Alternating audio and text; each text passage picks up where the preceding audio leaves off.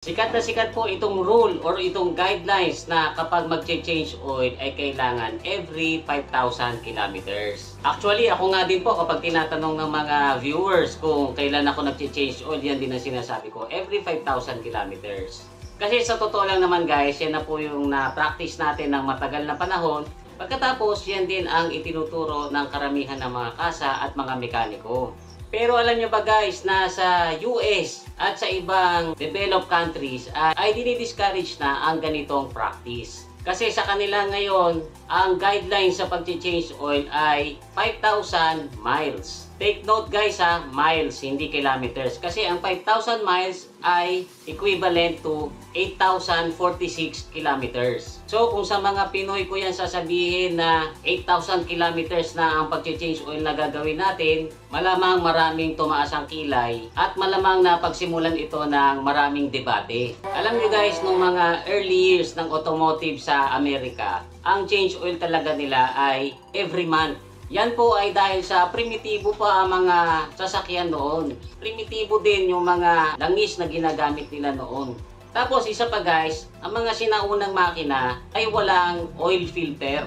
Kaya yung mga langis nila noon na hindi nakagandahan ng quality ay lalong mas mabilis na nagdi-deteriorate.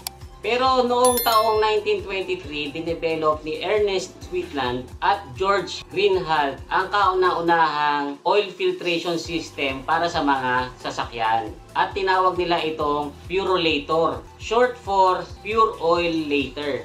At mula po noon ay nafi-filtrate na itong mga langis ng sasakyan. Kaya umaabot na ng 3 months bago sila mag-change oil. Alam nyo kasi sa Amerika guys ay very car-driven society po sila. Kaya yung 3 months nila noon ay kaya nilang tumakbo ng 3,000 miles. Na kung i-convert natin sa kilometers ay 4,828.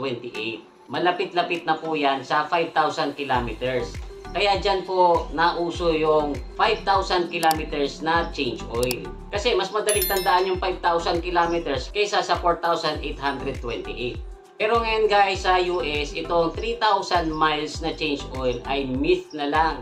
Or sa Tagalog ay kumbaga alamat na lang ito, hindi na nila ito sinusunod. Kung itatype nyo sa Google yung words na 3,000 miles myth, ay mababasa nyo na kagad doon itong topic natin na hindi na nila sinusunod yung 3,000 miles change oil. Kasi nga guys, mas sinusunod na nila ang 5,000 miles interval ng pag-change oil. Toyota requires 5,000-mile oil changes. Yan po ay sa regular na mineral oil. Hindi pa po yan yung full synthetic oil. Kasi pag full synthetic oil, mas malayo. 7,500 miles up to 15,000 miles. Napakalaki na po kasi ng pinagbago ng mga makina ngayon kung ikukumpara sa mga makina noong 1930s or 1920s. Mas precise ang pagkaka-engineer. Pagkatapos, mas magaganda rin yung mga timpla ng metals na ginagamit. At the same time, malaki na rin po ang naging improvement sa mga langis na ginagamit natin ngayon. Kahit yung mga regular na mineral oils lang ay mas mataas ang heat tolerance. Tapos may mga additives na rin na nakakalinis at saka mas magaling mag-lubricate kaysa sa mga oils noon. Tapos isa pang rason guys ay iba na rin ang mga oil filters ngayon. Ang oil filters noon ay hindi masyadong nakaka-filter talaga ng mga dumi sa langis. Hindi katulad ngayon na hanggang sa microscopic level ay kayang i-filter. Kaya ang langis po ngayon ay mas matagal mag-deteriorate at maganda pa rin ang quality kahit na bumiyahe ka na ng mas mahaba-habang milya. At kung noon ay nagsimula sila sa once a month ay kailangan mag-change oil ka, gamitin mo or hindi gamitin ang sasakyan. Ngayon po ang itinuturo na sa kanila ay mag-change oil at least once a year. Gamitin or hindi mo man gamitin ang sasakyan.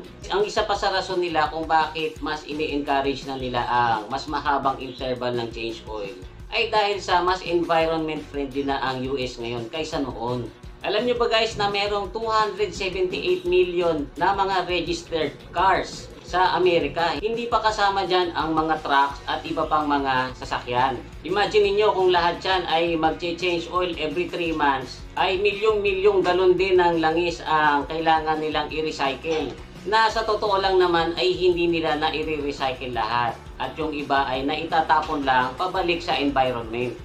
May nabasa nga po akong isang article, ang sabi nito, noon daw kasi kaya itinuro yung 3,000 miles na change oil ay dahil sa very extensive talaga ang kampanya or advertisement ng mga oil companies at saka ng mga car companies. Siyempre, para sila kumita ng mas marami. Pag mas madalas may mag-change oil, mas maraming bibili ng langis, mas maraming magpapaservice sa mga kasa. Tapos sa US, kahit hindi obligado ang mga sasakyan na mag-switch sa mineral oil to full synthetic, ay mas ini-encourage din nila ito na mag-switch at gumamit ng full synthetic.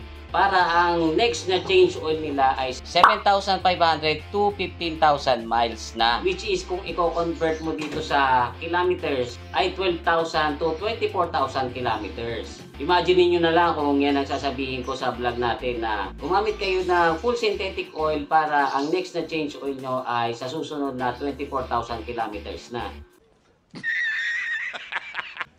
You serious? Kasi sigurado ko ng maraming mga violent reactions ang mga Pinoy bashers kung yan ang sasabihin ko.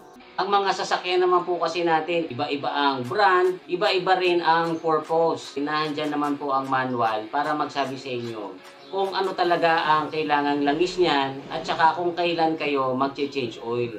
So regardless kung ano ang madidinig nyo sa ibang tao or sa ibang mekaniko or sa kung ano man ang mapapanood nyo sa internet, ang mapapayo ko sa inyo, sundin nyo yung nasa manual at kung wala na kayong manual, humanap kayo ng taong kakilala nyo na kapares ng sasakyan nyo na meron pang manual o kaya naman i-research nyo sa internet yung manual niyan. So guys, I hope na na-enjoy nyo itong konting kwentuhan natin about sa pag-change oil. Maraming salamat po sa MR3M para sa t-shirt natin ngayon na official merch ng channel natin. Sila po kasi ang gumagawa niyan.